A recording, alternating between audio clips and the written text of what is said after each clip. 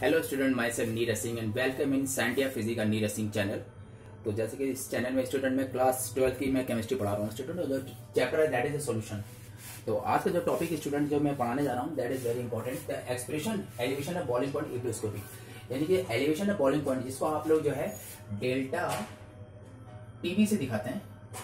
इसका एक्सप्रेशन को हम लोग जो है आज डिराइव करेंगे। ये आके इसका जो डेरिवेशन पे जो है एलिवेशन बॉइलिंग पॉइंट जैसे इब्रोस्कोपी इसको ट्राई करेंगे। तो जैसे कि स्टूडेंट मैं आपको पहले ये ग्राफ में समझा दूं, ये बहुत इंपॉर्टेंट है। तो देखिए ये वेपर प्रेशर का ये वाई एक्सिस में और ये एक्स एक्सिस में टेम्परेचर का ये हमने एक्सिस लिया। अब जैसे कि ये आप देखने के तीन ग्राफ है 1 2 3। ये फर्स्ट वाले जो है ये सॉल्वेंट का ग्राफ है, यानी वेपर प्रेशर और टेम्परेचर का उसका ग्राफ है। और ये जो दूसरा है ये सोल्यूशन 1, ये सोल्यूशन 2, यानी उसी सॉल्वेंट में हल्का सा सोल्यूट नाप के जो है सोल्यूट की क्वांटिटी डाली तो सोल्यूशन नंबर 1 बन गया। तो ये सोल्यूशन नंबर 1 है, ये सोल्यूशन नंबर 2 का ग्राफ है। ठीक है स्टूडेंट, और आप ये देख रहे हैं तीनों ग्राफ आप ये देख रहे हैं पैरेलल है। और एक सबसे इंपॉर्टेंट पॉइंट है, तीनों पैरेलल हैं और साथ में आप देख रहे हैं कि सॉल्वेंट का ग्राफ ऊपर है, उसके नीचे सॉल्वेंट 1 और सॉल्वेंट 2 और नीचे है। यानी कि जितना सोल्यूशन कंसंट्रेटेड होता जाएगा उसका ग्राफ उतना नीचे नीचे की तरफ आता जाएगा। ये चीज ध्यान रखिएगा स्टूडेंट। ठीक है, सॉल्वेंट का ग्राफ सबसे ऊपर होता है और सॉल्यूशन का उसी हिसाब से। अब आप देख सकते हैं कि सॉल्यूशन का ये वाला ग्राफ है और ये सॉल्यूशन नंबर 2 का ग्राफ ये। तो सॉल्यूशन नंबर 1 का कंसंट्रेशन सॉल्यूशन नंबर 2 से थोड़ा कम है, या यूं कह सकते हैं कि सॉल्यूशन 2 का जो कंसंट्रेशन वो ज्यादा है और सॉल्यूशन 1 का उससे कम। और सबसे कम सॉल्वेंट का अंडरस्टूड कंसंट्रेशन वो इस तरह से सबसे कम होगा। अब स्टूडेंट आप जैसे आप टेम्परेचर टीवी देख लीजिए, TV stand for the temperature, particular temperature. इस टेम्परेचर पे हम तीनों को देखिए, आप अपने अपनी पोजीशन देखिए। तो आप देख रहे हैं टीवी जो टेम्परेचर है, इस टेम्परेचर में सॉल्वेंट का जो बॉइलिंग पॉइंट वो वेपर प्रेशर, देखिए वेपर प्रेशर में जब P0 से दिखा है, तो ये जब हम टेम्परेचर हाई करते हैं तो सॉल्वेंट का ए पॉइंट हमको मिल जाता है। यानी टीवी वो टेम्परेचर है जिसमें सॉल्वेंट का वेपर प्रेशर जो है एटमॉस्फेरिक प्रेशर के बराबर हो जाता है। और सॉल्वेंट का वेपर प्रेशर हमने यहाँ P0 से दिखाया, आप देखिए वेपर प्रेशर है ना। तो ये सॉल्वेंट जो ए पॉइंट है, ए पॉइंट में एटमॉस्फेरिक प्रेशर और सॉल्वेंट का वेपर प्रेशर दोनों बराबर होगा। तो ये टीवी वो टेम्परेचर है जिसमें सॉल्वेंट बॉयल करने लगेगा, क्योंकि सॉल्वेंट का वेपर प्रेशर एटमॉस्फेरिक प्रेशर बराबर हो गया। तो ये टीवी टेम्परेचर पे आपका सॉल्वेंट बॉयल करने लगा। अब उस समय जब टीवी टेम्परेचर तो सॉल्वेंट मिले तो सोल्यूशन 1 का जो है आपका वेपर प्रेशर देखिए P1 लिखा हुआ, कितना लिखा P1, यानी कि एटमॉस्फेरिक प्रेशर से कम है। तो एटमॉस्फेरिक प्रेशर कम है तो यहाँ डी पॉइंट में ये vapour pressure of the solution number 1 है। और सोल्यूशन नंबर 1 और जो P0 है, यानी सॉल्वेंट और सोल्यूशन नंबर 1 के बीच का जो डिफरेंस है वेपर प्रेशर का, इसको बोलते हैं लोअरिंग ऑफ वेपर प्रेशर। क्या बोलते हैं? लोअरिंग वेपर प्रेशर, जिसको हमने डेल्टा P1 से दिखाया। तो delta P1 is equal to first lowering of vapour pressure of the solution number 1। ये जो सोल्यूशन नंबर 1 है ना, इसका अब इसी टीवी टेम्परेचर कांस्टेंट है, इसी में जो वेपर प्रेशर ऑफ द जो सोल्यूशन नंबर 2 है उसका ई पॉइंट पे देखिए P2 है। तो P2 it is the vapour pressure of the solution number 2। तो सोल्यूशन नंबर 2, तो सोल्यूशन नंबर 2 और P0 के बीच का जो डिफरेंस है, देखिए इतना बड़ा जो डिफरेंस दिख रहा है ना, डेल्टा P2। तो delta P2 is second lowering of vapour pressure of the solution number 2। ठीक है, तो यानी दो लोअरिंग ऑफ वेपर प्रेशर हो गई है, delta P1 that is P0 minus P1 और डेल्टा P2 यानी P0 माइनस P2। तो ये सोल्यूशन नंबर 2 का लोअरिंग ऑफ वेपर प्रेशर हो गया। तो अब होता क्या स्टूडेंट, ये सॉल्वेंट का तो आपका ए पॉइंट आपका बॉइलिंग मिल गया, टीवी मिल गया। अब हम सोल्यूशन नंबर 1 है, उसको उसका जो वेपर प्रेशर है डी पॉइंट पे P1 है, तो P1 से लेकर P0 ये जो गैपिंग है इसको भरने के लिए हमें टेम्परेचर थोड़ा हाई करना पड़ता है। तो जब सोल्यूशन 1 का जब टेम्परेचर हाई करते हैं, टीवी से बढ़ा के कितना T1 कर दिया, तो T1 में क्या होता है, इसका ग्राफ ऊपर कितना एनहांस होने लगता है और सोल्यूशन नंबर 2 का ग्राफ जो है बी पॉइंट पे पहुंच जाता है। तो बी पॉइंट में ये T1 टेम्परेचर में, यानी T1 टेम्परेचर में सोल्यूशन नंबर 1 का जो वेपर प्रेशर है वो एटमॉस्फेरिक प्रेशर P0 के बराबर हो जाता है। तो यानी कि T1 टेम्परेचर में सोल्यूशन नंबर 1 बॉयल करने लगेगा, सिंपल सी चीज है, बॉयल करने लगेगा। अब ये बॉयल करने लगा तो यहाँ T1 temperature it is the boiling point of the solution number 1। अब उस समय जो हमारा E का करेंगे, अब E जो है वेपर प्रेशर का क्या P2 था, इसका टेम्परेचर हाई करेंगे। तो हाई करते करते इसका ग्राफ ऊपर खींचता है, तो जब यहाँ C पॉइंट पे पहुंचता है तो C पॉइंट में सोल्यूशन नंबर 2 जो है का वेपर प्रेशर जो है एटमॉस्फेरिक प्रेशर पर वो टेम्परेचर होता है T2। तो T2 is a boiling point of the solution number 2। तो T2 है boiling point of the solution number 2, T1 है boiling point of the solution number 1 और TB is stand for the boiling point of the solvent. ये तीनों चीज में आपको मिल गया। तो यहाँ पे आप ये चीज देखना है इस ग्राफ में स्टूडेंट, ए बी डी, एक ग्राफ एक हमारा ट्राइंगल जैसा बन रहा है जिसमें हम ये BD लाइन और EC लाइन को लगभग हम क्या मान सकते हैं, स्ट्रेट मान सकते हैं। तो इसको आप कंसीडर कर लीजिए हाइपोटेन्यूज। और ये राइट एंगल ट्राइंगल देखिए 90 डिग्री मैंने दिखाया। तो एक राइट एंगल ट्राइंगल ये बन रहा है, एक राइट एंगल ट्राइंगल ये बन रहा है। आप दोनों इस ट्राइंगल में देखिए, आप जानते हैं कि दो ट्राइंगल्स के बीच में अगर तीनों एंगल्स आपस में एक दूसरे के बराबर होते हैं, कॉरस्पॉन्डिंग जो तीनों एंगल्स होता है अगर बराबर है, तो वो दोनों ट्राइंगल एक दूसरे को सिमिलर कहलाते हैं। क्या कहलाते हैं वो दोनों? सिमिलर कहलाते हैं। सिमिलर का साइन आप जानते हैं। तो हम ये मान सकते हैं कि ए बी डी और ए सी ई, इन दोनों में देखिए बी डी और ई सी ऑलमोस्ट स्ट्रेट लाइन है, तो हम लोग ट्राइंगल ए बी डी और ए सी को दोनों को सिमिलर मानेंगे। और सिमिलर केस में हमने क्या करा, A B upon A C is equal to A D upon A ले लिए। देखिए A B upon A C, A D upon A C ये ले सकते हैं, क्योंकि सिमिलर ट्राइंगल में ये चीज होती है। अब आप जानते हैं कि ए बी जो है यहां से लेके यहां तक, तो वो हमारे किसके बारे में, ये it is elevation of boiling point. ये TB1 क्या है, it is first elevation of boiling point. और डेल्टा TB2 क्या है, it is elevation of boiling point of number 2, second number जो आपका सोल्यूशन है। तो ये यहां से लेकर T1 माइनस T1 ये देखिए लग जाएगा, T1 माइनस TB हो जाएगा। ठीक है स्टूडेंट। और ये दूसरा है AC, AC यहां से लेके यहां तक, तो ये डिस्टेंस ये लेंगे, यानी T2 माइनस T1, ये जो ये लिखा हुआ T2 माइनस TB, तो T2 minus TB that is delta TB2, तो that is T2 minus TB ले लिया। और AD बराबर क्या, ये देखिए यहां से लेके यहां तक, ये lowering of vapour pressure first है स्टूडेंट। तो फर्स्ट लोअरिंग ऑफ प्रेशर यानी कि P0 माइनस P1, देखिए P0 माइनस P1 हो गया।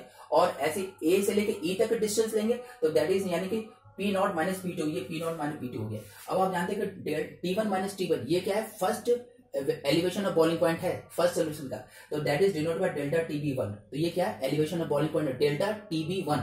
और डेल्टा TB2 क्या है, ये सेकंड सोल्यूशन का एलिवेशन बॉइलिंग पॉइंट है। तो यहाँ ये फर्स्ट सोल्यूशन का elevation boiling point, it is the second solution का एलिवेशन बॉइलिंग पॉइंट। और ये क्या है, P0 minus P, it is the first lowering of vapour pressure of the first solution delta P1।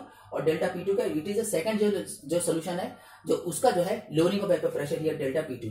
अब आप ये बात समझ आ गई स्टूडेंट, आप लोग बड़े आराम से समझ लोगे कि डेल्टा T यानी कि the elevation of boiling point of the solution is directly proportional to the lowering of vapour pressure होता है स्टूडेंट। ये देखिए यहाँ लिखा है elevation boiling point directly lowering of vapour. तो रॉड्स लॉ के अकॉर्डिंग आप जानते हैं the relative lowering of vapour, देखिए ये क्या चीज है, it is a relative lowering vapour pressure is equal to the mole fraction of the solute. तो मोल फ्रैक्शन ऑफ सॉल्यूट है। अब यहाँ से जैसे T1 T2 आपने देखा, P1 P2 ये बॉइलिंग पॉइंट है, ये vapour pressure of the solution 1 2 का होगा, TB तो आपका बॉइलिंग पॉइंट वेपर। तो ये जो रॉड्स है इसमें जो n है, क्योंकि ये तो आपको डेल्टा TB आपको सब समझ आ गया कि एलिवेशन है, ये लोअरिंग, ये जो स्मॉल n इसको लगभग अप्रॉक्स आप 0 मान लीजिए। अगर 0 मान लेंगे तो स्मॉल अपॉन कैपिटल N ये आ जाएगा हमारा। तो ये लगभग हमारा रॉड्स लॉ ही है, लेकिन फॉर डाइल्यूट सोल्यूशन ध्यान रखिए। डाइल्यूट सोल्यूशन में क्या होगा, सॉल्यूट की जो क्वांटिटी होती है वो नंबर ऑफ मोल बहुत कम होते हैं सॉल्यूट के, तो सॉल्वेंट बहुत जाते हैं। तो लगभग हम सॉल्यूट के जो स्मॉल n जो नीचे लिखा है इसको लगभग 0 मान ले, तो small n upon capital N ये हमारा आ जाएगा। अब ये आप देखें, ये रॉड्स लॉ हो गया स्टूडेंट, ये डाइल्यूट सोल्यूशन है। इसमें जो स्मॉल n के number of mole of the solute है, कैपिटल N का number of mole of the solvent है। तो सॉल्यूट हमारा W upon M dash upon capital W upon capital M हो गया।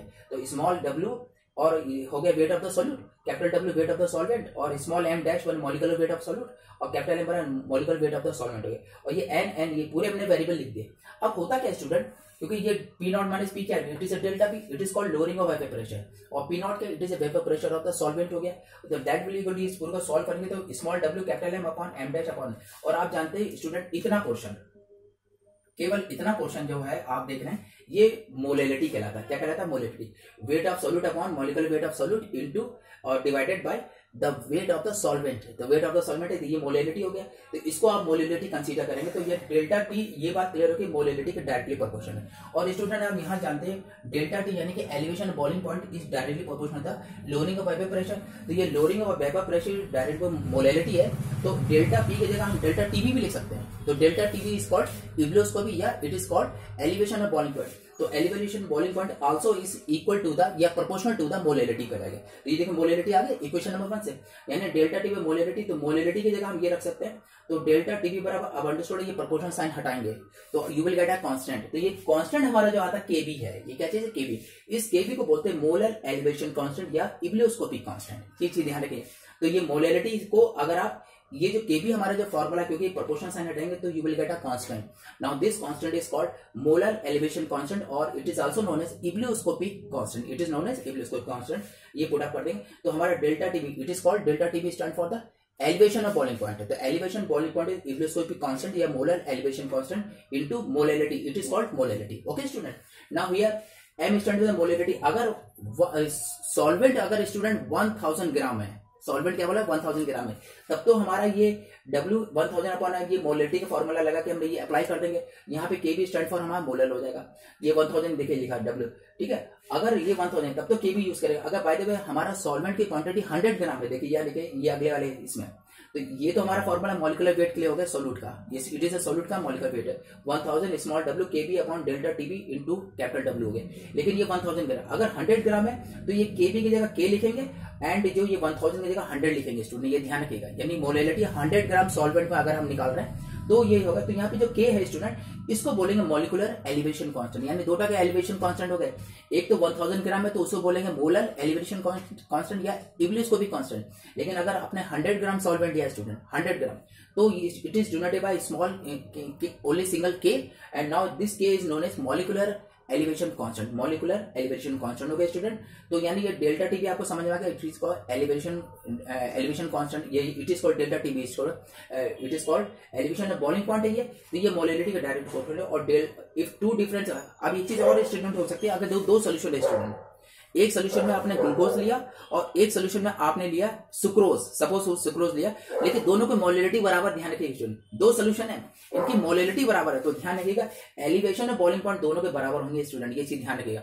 चाहे उसमें सोल्यूट कोई भी अलग अलग डिफरेंट कोई फर्क नहीं पड़ता। अगर दो या दो से अधिक सोल्यूशन, सबकी मोलेलिटी अगर बराबर है स्टूडेंट, तो ध्यान रखिएगा एलिवेशन बॉइलिंग पॉइंट जो होता है that is delta TB1 equal to delta TB2 के बराबर होगा। यानी कि दो सोल्यूशन है, सोल्यूट अलग अलग है लेकिन मोलेलिटी दोनों के बराबर है। अगर मोलेलिटी बराबर है तो एलिवेशन और बॉइलिंग पॉइंट या इब्लियोस्कोपी दोनों के बिल्कुल बराबर होगी, इसमें जरा सा फर्क नहीं है। तो आई थिंक स्टूडेंट आज आपको ये चीज, हमारा ये लेक्चर जो expression for the elevation of boiling point या इब्लियोस्कोपी जैसे होते हैं, ये आपको समझ में आया होगा। इसको इस स्टूडेंट मैंने ये काफी शॉर्टकट करके फॉर्मूले मैंने आपको लिख के दे दिया। इन फॉर्मूले को, ये जो मैंने पूरा ये नोट्स लिखे, इसको आप लोग शॉर्ट करके अपनी कॉपी में जरूर कर लीजिएगा, क्योंकि ये बहुत इंपॉर्टेंट आपके कॉम्पिटिशन में आगे काम है। मैंने पूरा ड्राइव कर दिया। और एक्सप्रेशन जो डेल्टा टीवी है ना, एलिवेशन ऑफ बॉइलिंग पॉइंट, इसका एक्सप्रेशन मैंने पूरा देखे यहाँ पे निकाला और ये निकाला। यहाँ से मॉलिक्यूलर वेट आएगा, सोल्यूट का आ जाएगा। ठीक है स्टूडेंट, तो ये मैंने पूरा बता दिया। इसको आप लोग ऐसे बिल्कुल जैसे सर्च लिखा, इसको ऐसे शॉर्टकट में आप लोग कर लीजिए।